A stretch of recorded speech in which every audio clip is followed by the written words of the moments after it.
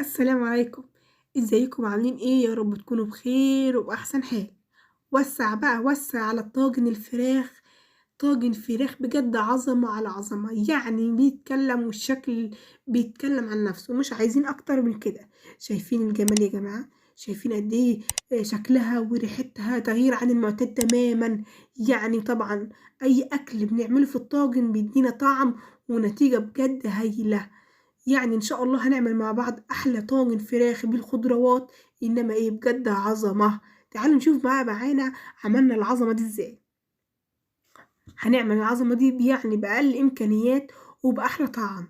تمام. في بولة بقى ضفت فيها بطاطس وطماطم وكمان فلفل ألوان وفلفل أخضر.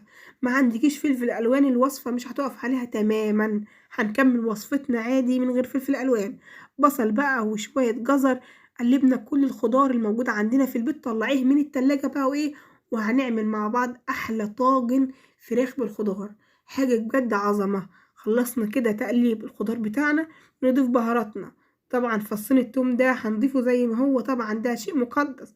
شوية بقى من بهارات الفراخ، بهارات الفراخ طعمها بجد حلوة جدا.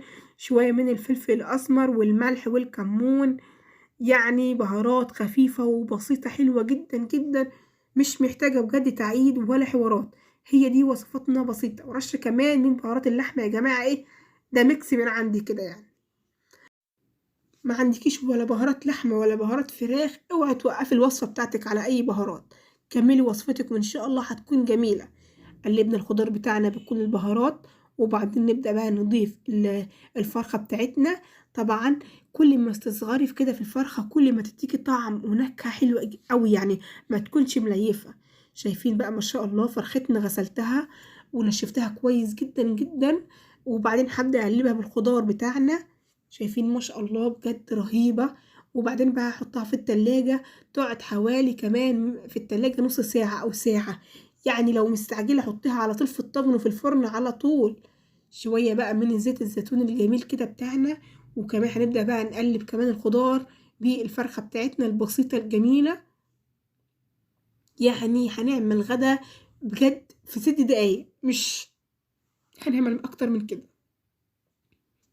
خلاص الفرخة بتاعتنا اتبلت حلو قوي بالبهار بتاعنا في التلاجة. نبدأ بقى ايه نحطها في الطاجن بتاعتنا. بس اول ما نحط قبل ما نحط الطاجن طبعا الفراخ. هنبدأ الاول نضيف الخضار بتاعنا. تمام. ضفنا كل كمية الخضار بتاعنا شوية صغيرة كده. يعني حاجة صغيرة من الزبدة تديني طعم حلو قوي للفراخ. والخضار كمان يعني بجد طعمه حلو قوي. نقلب كده بقى كل الخضار بتاعنا كده بالزبدة. وبعدين بقى هابدأ إن أنا إيه أوزّع كده وأساوي الخضار بتاعي كويس. عشان أبدأ إن أنا أضيف فوق الخضار اللحمة بتاعتي أو الفراخ بتاعتي. ضفت بقى الفرخة بتاعتي الجميلة فرختي بسيطة بس بجد طعمها حلو أوي. هتعجبكم إن شاء الله لو جربتوا الوصفة دي سهلة وسريعة. وطبعًا طبعًا لازم تغيّروا عن المعتاد يا جماعة. ما تعملوش نفس الروتين ونفس الأكل. لأ غيّروا كده حسّوا بطعم النكهات. في جديد يا جماعة غيّروا، غيّروا بجد تغيير. يعني شوية بطاطس عندِك وفلفل وطماطم والفرخة مش عارفة تعملي فيها إيه. هنعمل أحلى طاجن بطاطس بالفراخ. أحلى طاجن فراخ بالبطاطس والخضروات. يعني مش محتاجة أي تعقيد. خلّصت رصيت الفراخ. رصيت فوق الفراخ كده حتة زبدة صغيرة عشان تدّيني وِش كده. ضفت فوق الفراخ كمان ورقة من الزبدة والسلوفان. ما عندكش ورق زبدة ضيفي بس السلوفان ودخّليها. ما عندناش سلوفان مش هنقف عليه. غطا حلة وحطها على الطاجن. بديكي كل الخيارات عشان مش تقف أي وصفة قدامك.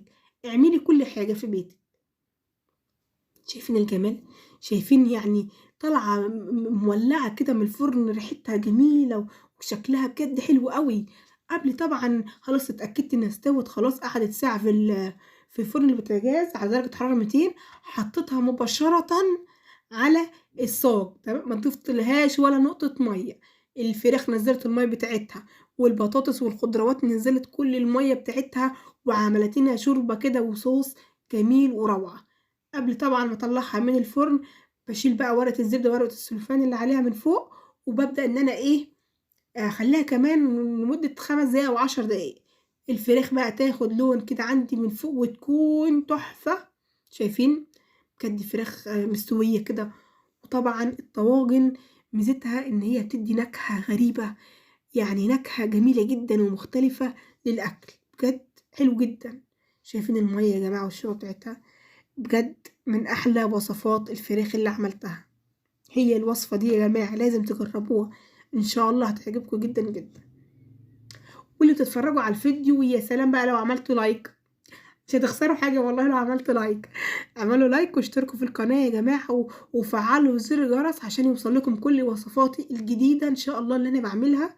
شايفين الجمال؟ شايفين صوص المية اللي الشوربة اللي نازلة من الفراخ؟ بجد حلوة جدا، مع شوية بقى رز بالشعرية كده، ايه عظمة، بجد حلو جدا. شايفين طالعة من الفرن ايه ملهلبة،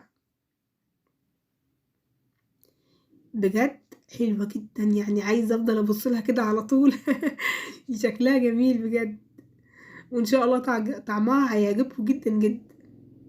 لازم تجربوا الوصفة دي، بسيطة وجميلة جدا.